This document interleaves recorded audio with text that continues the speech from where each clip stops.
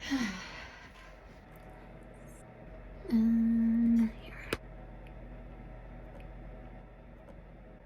I'm a story gatherer. What are people but stories? In process. Lives unraveling, waiting for whatever will be told.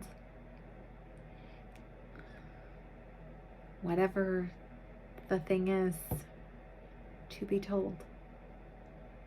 There are others other than me.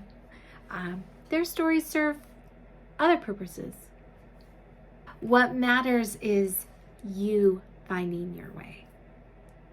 And you found your way here to me.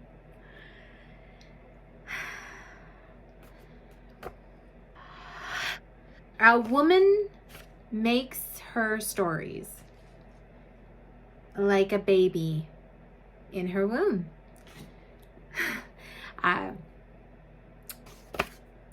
Growing in secret, forging within, in the fire of her belly with the imprint of her blood. A life all its own. When it finally escapes, she shapes its entry into the world, but not the havoc it might wreak or the healing it could harvest. This story may be my eldest or my only.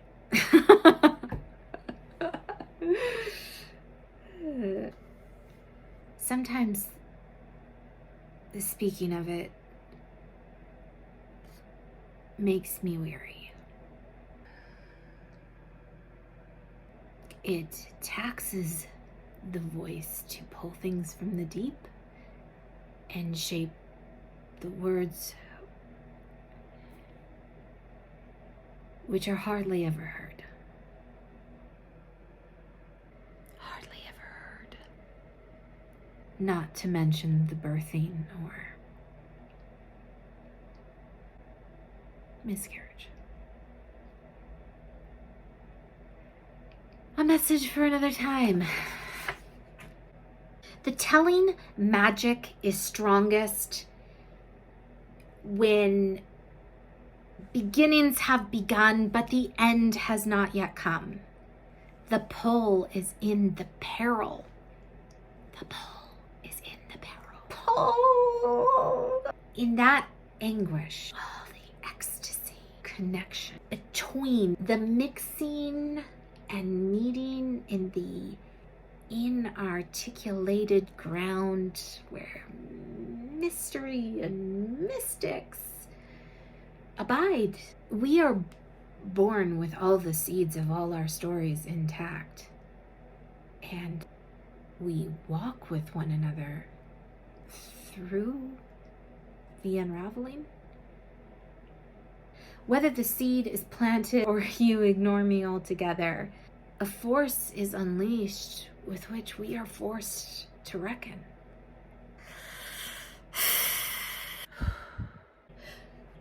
So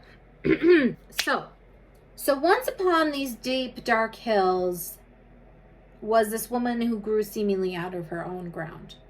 Firmly established on the peripheries, near enough to draw notice, but outskirted enough to avoid attention.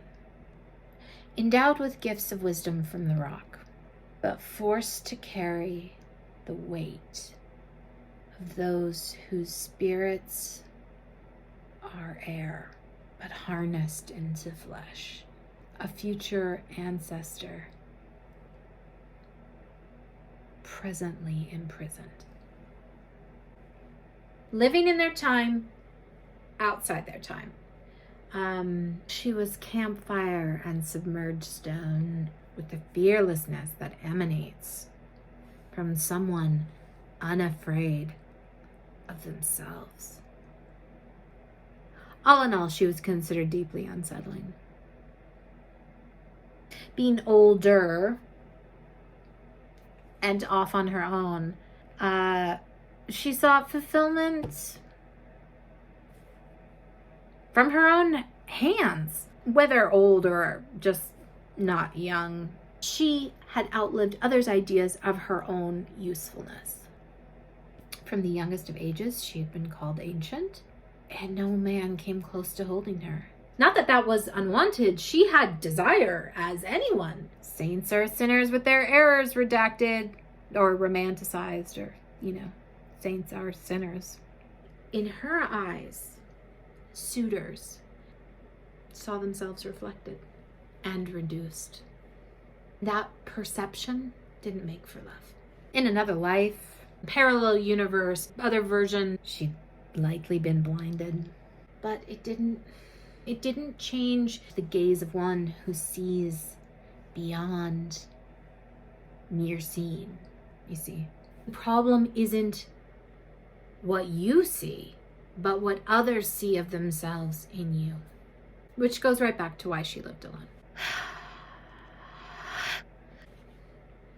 Sitting with the sadness of existence and the beauty of the wild that can never be contained. With the sadness of existence which can never be contained. Terrifying! And in the silence of nature's symphony. The wind courted her love, and she carried the burden of her lover's empty promises. Fuck! She named herself one who sits and listens and tries to see.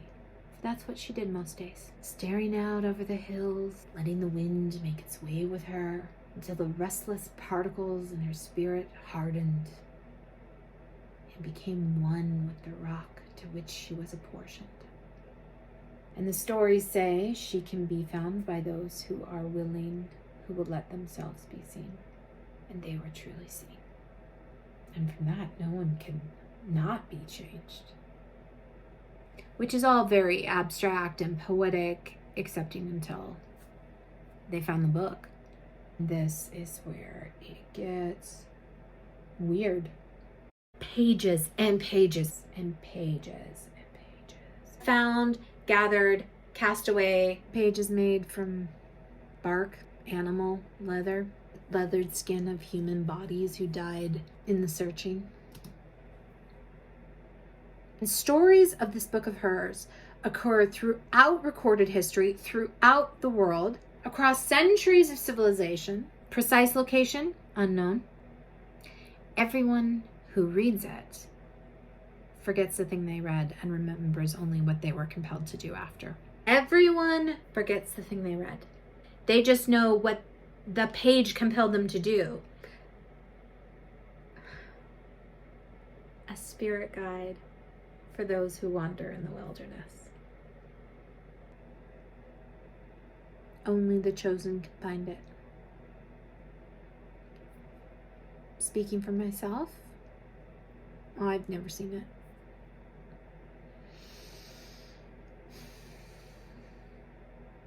So I may never be chosen.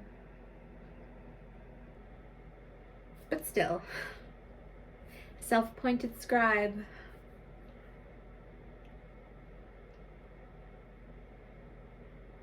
My life sentence to seek.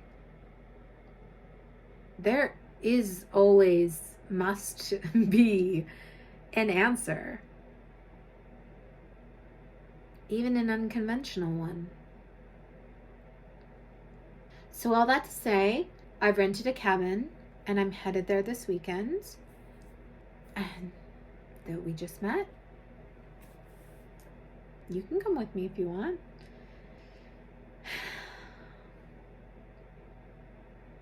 She's out there, waiting for me or we to simply find our way.